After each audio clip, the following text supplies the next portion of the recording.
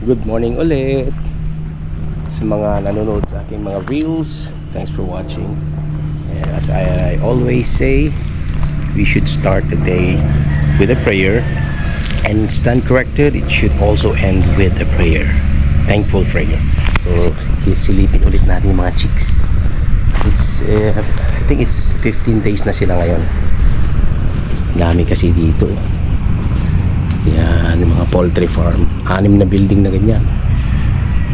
Yan, doon din sa baba. Let's go and check. Silipin natin.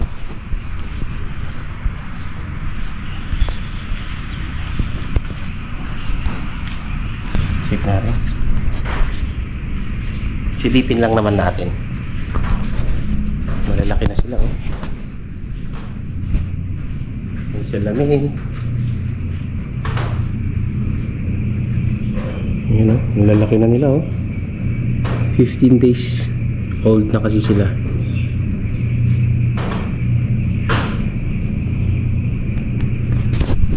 So that means to say, mayroon pa silang what do you call this, 15 more days para ma-harvest sila.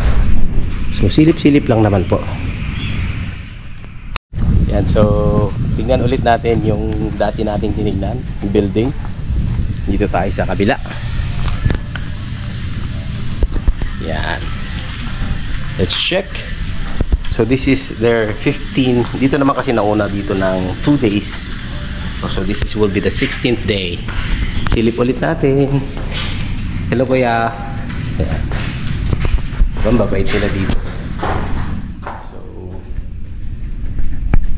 dito ulit sa salamin. You know, ay ang lalaki na nila, grabe. Whew.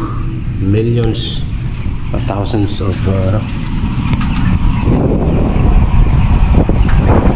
grabe, oh. Dami ulit. Ang lalaki na nila. Sobrang lalaki. Chicken world.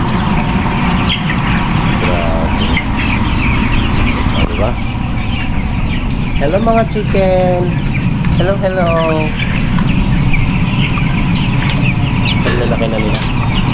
So maybe 15 days more, they will now make the harvest here.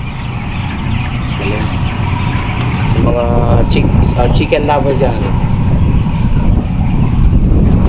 kanya lang po ang buhay. Thanks for watching.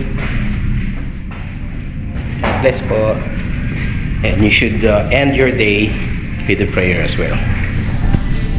Whew, sarap dito. Diba?